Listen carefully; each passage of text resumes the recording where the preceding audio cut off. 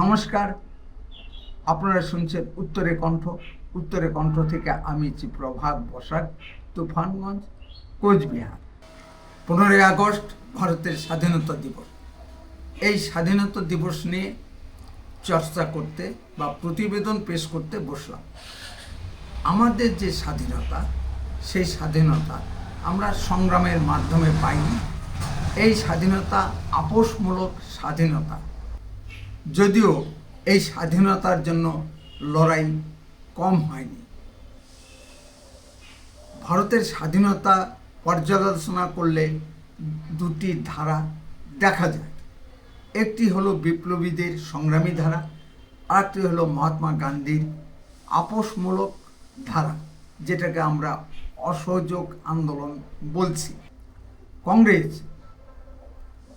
বিপ্লবী ধারাকে অস্বীকার করলেও দেশি বিদেশি বিখ্যাত ঐতিহাসিকগণ একে অস্বীকার করতে পারেননি। বিখ্যাত ঐতিহাসিক ডক্টর রমেশচন্দ্র মজুমদার ভারতের স্বাধীনতা সংগ্রামের উপর যে বই লিখেছেন, তাতে তিনি বাংলার বিপ্লবী ধারা বা ভারতবর্ষের বিপ্লবী ধারা সবিস্তারে উল্লেখ করেছেন, যার ফলে তার বই জওহরলাল নেহরুজি ভারতবর্ষে পড়াতে দেন।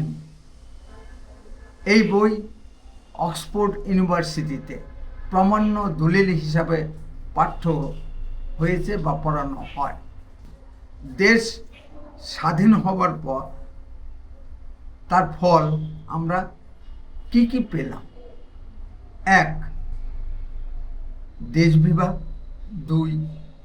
সমাজে রন্ধ্রে রন্ধ্রে দুর্নীতির অনুপ্রবেশ। আসুন প্রথম পয়েন্ট নিয়ে আলোচনায় আসি। স্বাধীনতা আসলো ঠিকই, কিন্তু ভারত বিভাজিত হলো। আসুন এক এক করে আলোচনায় আসি। প্রথম পয়েন্ট, হঠাৎ করে আমাদের উপর নেমে আসলো দেশ বিভাগজনিত সমস্যা। আমরা সবিষয়ে দেখলাম বিপ্লবী প্রফুল্ল চাকির রংপুর, মাস্টারদা সূর্য সেনের চট্টগ্রাম, বিপ্লবী বিনয় বাদল দীনেশের ঢাকা, সীমান্ত গান্ধী খান আব্দুল গফর খানের উত্তর পশ্চিম সীমান্ত প্রদেশ, মরুতীর্থ হিংলাজ মন্দির খ্যাত কালাত প্রদেশ বা বালুচিস্তান, লালকৃষ্ণ আদবানির জন্মভূমি করাচি শহর, গুরু নানক দেবের জন্মভূমি নানকানা সাহেব, আমার জন্মভূমি জামালপুর আর আমাদের মধ্যে থাকলো না, সেটা হঠাৎ করেই বিদেশ হয়ে গেল। আমার ইচ্ছা থাকলেও সেখানে আমরা যেতে পারি না। এই প্রসঙ্গে একটি বাস্তব উদাহরণ টানছি। দেশ বিভাগ যখন হবে ভাব, সেই সময় পূর্ববঙ্গের ঢাকায় তৎকালীন বাংলাদেশের বড় বড় জমিদার, অধ্যাপক, বুদ্ধিজীবী, সাংবাদিকদের নিয়ে একটি মিটিং অনুষ্ঠিত হয়েছিল। সেই মিটিংয়ে প্রস্তাব উঠল যে গান্ধীজি বলেছিলেন আমার মৃতদেহের উপর দিয়ে দেশ বিভাগ হবে। মাননীয় জওহরলালজি বলেছিলেন partition is a fantastic nonsense. মাননীয় জওহরলালজি ভালো ইংরেজি বলতে পারতেন কিনা, তাই এর বাংলা করলে দাঁড়ায় দেশ বিভাগ একটি অলীক কল্পনা। কিন্তু বাস্তবে দেখা গেল দেশ বিভাগ হলোই। হঠাৎ করেই আমার জন্মভূমি বিদেশ হয়ে গেল। আমরা বাস্তুচ্যুত হয়ে পূর্ববঙ্গ থেকে উৎখাত হয়ে ভারতে আশ্রয় নিতে বাধ্য হলাম। সেই মিটিংয়ে আরএসএসের এক প্রচারক প্রশ্ন উত্থাপন করেছেন, যদি দেশ বিভাগ হয় তাহলে কি হবে? এই উৎকট প্রশ্নের সামনে পড়ে মিটিংয়ে উপস্থিত কেউ প্রস্তুত ছিলেন না, উপরন্তু সেই আরএসএস এর প্রচারককে মারধর করা হলো, কিন্তু বাস্তবে দেশ বিভাগ হলো। পূর্ববঙ্গে আমরা যারা বাস করতাম রাতারাতি আমাদের জন্মভূমি হারিয়ে ফেললাম, আমাদের পশ্চিমবঙ্গে এসে আশ্রয় নিতে হলো। এটাই ভারতের স্বাধীনতার প্রত্যক্ষ ফল, যা আমরা হাতে হাতে নগদে পেয়ে গেল। আসুন দ্বিতীয় পয়েন্ট নিয়ে আলোচনায় আসি। স্বাধীনতা সংগ্রামের সময় চিন্তা করা হয়েছিল ইংরেজ চলে গেলে সমাজে আর দুর্নীতি থাকবে না, কিন্তু কিসের কি, ইংরেজ চলে যাওয়ার পর আসলো কংগ্রেস রাজত্ব। কংগ্রেস রাজত্বেতেও দুর্নীতি এসে রন্ধ্রে রন্ধ্রে সমাজে প্রবেশ করলো। আমরা দেখলাম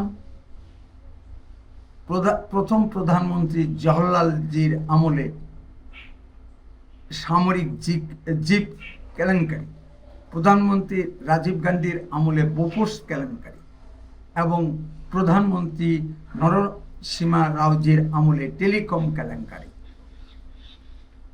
বিশাল বিশাল আর্থিক তছরূপ এই কেলেঙ্কারিগুলোর মাধ্যমে সংগঠিত হতে থাকলো। সমাজের রন্ধ্রে রন্ধ্রে দুর্নীতি প্রবেশ করলো। এখনো আমাদের দেশে মানুষ অনাহারে থাকে। মহিলারা সামান্য জলের জন্য মাইলের পর মাইল হেঁটে যায়। অনেকের পাকা পায়খানা নেই, মাঠে ঘাটে পায়খানা করে এবং বিদেশ থেকে এই নিয়ে নানা রকম ট্রোল হয়। সরকার সবই দিচ্ছে, কিন্তু মাঝখান থেকে এক শ্রেণীর টাউট বাটপার নেতা সব হজম করে নিচ্ছে।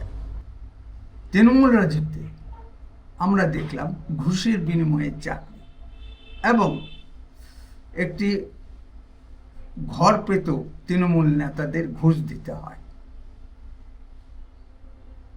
এই করে তৃণমূল নেতারা কোটি কোটি টাকা কামিয়ে নিল। আবার বিহার, মহারাষ্ট্রে দেখলাম সেখানকার শাসক তেজস্বী যাদব বা এনসিপির শরদ পাওয়ার ঠিক টাকা পয়সা ঘুষের বিনিময়ে চাকরি দিল, কিন্তু জমি ঘুষের বিনিময়ে চাকরি দেওয়া হলো। দুর্নীতির রকম ফের হলেও দুর্নীতি আমাদের ভারতবর্ষে বিভিন্ন রাজ্যে রং বেরঙের নানা ধরনের সরকার এসেছে এবং তারা দুর্নীতিতে নিমজ্জিত হয়েছে। দিল্লিতে আম আদমি সরকার এসেই আবগারি কেলেঙ্কারিতে নিমজ্জিত হলো। এরকম আরও অনেক কেলেঙ্কারি ভারতবর্ষের সমাজের অষ্টপৃষ্ঠে প্রবেশ করেছে। কংগ্রেস একটা বিশাল সময় ধরে ভারতবর্ষ শাসন করেছে, তাই কংগ্রেস আমলে দুর্নীতি ঘটেছে সবচেয়ে বেশি। লাস্ট কংগ্রেসি প্রধানমন্ত্রী মনমোহন সিংজির আমলে ভারতের অর্থনৈতিক পরিস্থিতি এমন পর্যায়ে গেছিল যে 6 দিন যুদ্ধ করার মতো গোলাবারুদ ভারতবর্ষের সেনাবাহিনীর হাতে ছিল না। তবে সুখের বিষয় যে আমরা মাননীয় মোদিজির কাজকর্মের সমালোচনা করতে পারি, তার যোগ্যতা নিয়ে প্রশ্ন তুলতে পারি, কিন্তু কেউ মাননীয় মোদিজির দুর্নীতির সঙ্গে যুক্ত এমন অভিযোগ করতে পারেননি।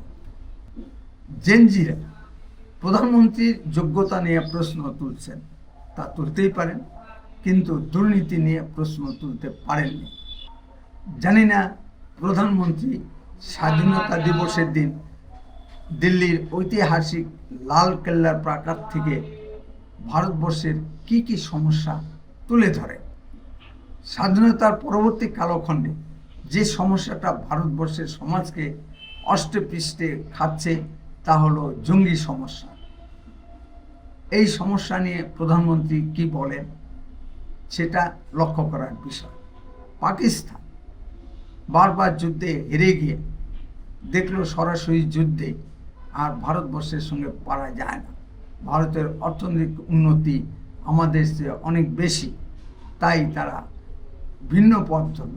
তারা ছায়াযুদ্ধের মাধ্যমে অর্থাৎ জঙ্গি আক্রমণের মাধ্যমে ভারতকে নাস্তানাবুদ করতে চাইছে। এটাই নাকি মডার্ন ওয়ারফেয়ার। পিছন থেকে সমর্থন যোগাচ্ছে চীন ও আমেরিকা। চীন এবং আমেরিকা ভারতের উন্নতিতে ঈর্ষান্বিত। তারা ভারতের উন্নতিকে সহ্য করতে পারছে না। এসব বিষয়ে মাথায় রেখেই মাননীয় মোদিজি কিভাবে দেশকে এগিয়ে নিয়ে যান, এখন সেটাই দেখার। যদি আপনাদের কিছু বলার থাকে কমেন্টে বলুন, আর লক্ষ্য রাখুন উত্তরে কণ্ঠের পর্দায়। অনুগ্রহ করে চ্যানেলটিকে সাবস্ক্রাইব করুন। বন্দে মাতরম। ভারত মাতা কি জয়।